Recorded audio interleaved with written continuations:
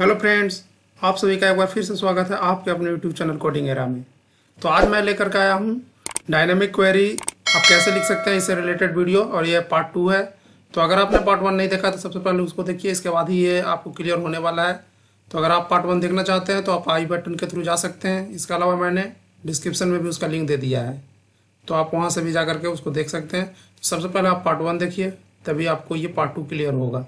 Okay, तो हम part 1 को ही आगे कंटिन्यू करते हैं और हम देखते हैं। सबसे पहले पार्ट 1 में हमने क्या किया था, मैं शॉर्ट में एक बार बता देता हूँ। सो पार्ट 1 में हमने एक प्रोसीजर बनाया था जिसके अंदर ये मल्टीपल सर्च क्राइटेरिया था, जो मैंने पैरामीटर पास किया था प्रोसीजर के अंदर, और कंडीशन हमने जनरेट किया था डायनेमिकली। ओके, इसके बाद हमने क्वेरी लिखा था और उस क्वेरी के अंदर हमने कंडीशन अप्लाई किया था जो हमने डायनेमिक जनरेट किया था। इसके बाद हमने उस क्वेरी को एग्जीक्यूट किया था। ओके, बट यहाँ पे प्रॉब्लम क्या है? प्रॉब्लम यह है कि ये वनरेबल है। वनरेबल करने का मतलब ये एसक्यूएल इंजेक्शन हो सकता है इस टाइप से क्वेरी में। सो अगर कहीं भी एम्प्लॉय कोड या एम्प्लॉय नेम के अंदर कुछ वैसे डेंजरस कैरेक्टर पास कर दिया जाए तो एसक्यूएल इंजेक्शन किया जा सकता है। जैसे अगर सिंगल कोड पास करके इसके बाद कमेंट वाला जो डबल साइन होता है वो इस टाइप से अगर पास कर देंगे किसी भी पैरामीटर में और उसके अंदर डिलीट स्टेटमेंट वगैरह लिख देंगे तो किसी भी टेबल से डेटा को डिलीट किया जा सकता है। तो आज हम देखेंगे इस वीडियो में कि उस चीज़ से हम कैसे बच सकते हैं। तो इसके लिए हमें क्या करना है, तो ये तो एक तो बेसिक था जो पार्ट 1 में मैंने बताया है ऑलरेडी। तो इसमें हमें क्या करना है, हमें अगर एसक्यूएल इंजेक्शन से बचना है तो हमें जो हम डायनेमिक क्वेरी एग्जीक्यूट कर रहे हैं इसका तरीका हमें चेंज करना पड़ेगा। जो हम पैरामीटर असाइन कर रहे हैं डायनेमिकली उसका भी तरीका हमें चेंज करना होगा। तो चलिए हम इसी प्रोसीजर को मॉडिफाई कर लेते हैं, अल्टर करते हैं नए तरीके से। ओके, तो ये तो पुराना तरीका था जो मैं ऑलरेडी आप लोगों को समझा चुका हूँ। तो ये दूसरा तरीका है जो जिसके थ्रू आप एसक्यूएल इंजेक्शन से बच सकते हैं। तो चलिए स्टार्ट करते हैं इसको। तो सबसे पहले जैसे यहाँ पे आप देख रहे हैं कॉन्केट किया हुआ है employ code equal to @employ code, single code आगे पीछे ऐड किया हुआ है। लेकिन हमें इसमें क्या करना है, हमें बिल्कुल इसे एज ए रेड क्वेरी हमें लिख देना है। जैसे employ code equal to @employ code, जैसे हम नॉर्मल क्वेरी लिखते हैं। ओके, तो ऐसा ही हम सभी को सबसे पहले चेंज कर देते हैं। Employ name equal to employ name, city equal to @city, pin code equal to @pin code. इसके बाद हम डेट वाले कंडीशन को भी सेम ही करेंगे। So DOJ this between this and from and to. Okay, इसके बाद ये डेजिनेशन ये भी हम नॉर्मल पास करेंगे जैसे हम करते हैं। सो ये इस तरीके से हो जाएगा, डिपार्टमेंट इक्वल टू @डिपार्टमेंट। लेकिन अभी क्या है, ये अभी इस स्टेटमेंट के अंदर चला गया, इस क्वेरी नाम का जो वेरिएबल है इसके अंदर चला गया। सो यहाँ पे हमें वैल्यू मिलेगा नहीं, क्योंकि वैल्यू तो हमने यहाँ पे पास किया है बट वो किसी स्ट्रिंग के अंदर जा रहा है। इसके बाद जब एग्जीक्यूट करेगा तो उसके अंदर अगर इस पैरामीटर के वैल्यू को फाइंड आउट करेगा तो उसे नहीं मिलेगा। तो इसके लिए हमें क्या करना है, हमें ये सबसे पहले हटाना है और हमें लिखना है EXEC SP अंडरस्कोर एग्जीक्यूट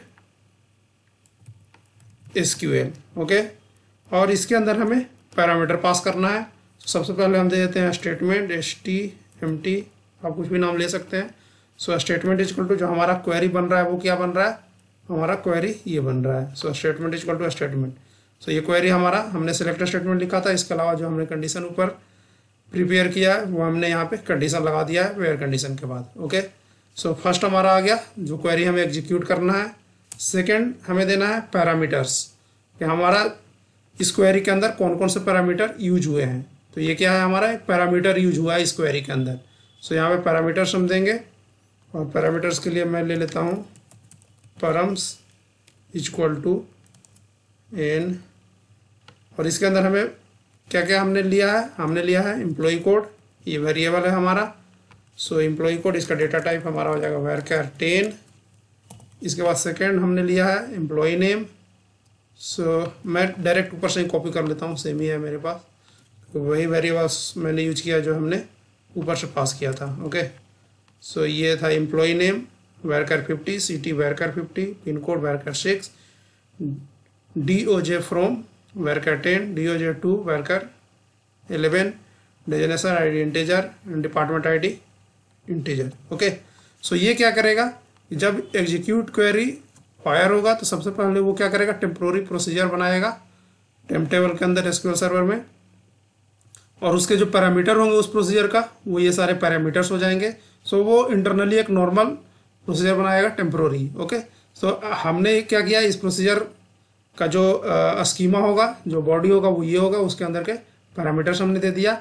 अब हमें क्या करना है, पैरामीटर के अंदर वैल्यू असाइन करना है। ओके, सो हमें वैल्यू, हमारा पैरामीटर्स कितने हैं, हमारे ये सारे पैरामीटर्स हैं, तो हमें इसके अंदर वैल्यू असाइन करना है। तो वैल्यू असाइन करने के लिए जस्ट हमें यहाँ पे कॉमा देना है, कॉमा के बाद हमें जो भी हमने पैरामीटर लिया है ऊपर, employ code, employ name, city, तो वो सभी के अंदर हमें वैल्यू देना है। सो एम्प्लॉय कोड के अंदर हमारा वैल्यू क्या होगा, जो हम इस प्रोसीजर को कॉल कर रहे हैं तब जो हम वैल्यू पास कर रहे हैं वही वैल्यू हमें पास कर देना है। ओके, तो हमें यहाँ पे एम्प्लॉय कोड, तो एम्प्लॉय कोड जो हमारा पैरामीटर का नाम सेम ही है इसलिए हम सेम दे देते हैं यहाँ पे। और अगर डिफरेंट भी होगा तो कोई प्रॉब्लम नहीं है, वो भी मैं करके अभी दिखाऊंगा आप लोगों को डिफरेंट लेने के बाद कैसे ये वर्क करता है।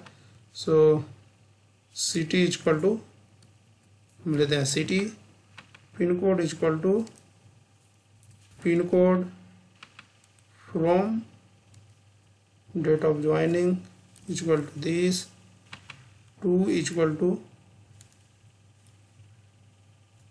this, department designation ID is equal to designation ID and department ID is equal to department ID।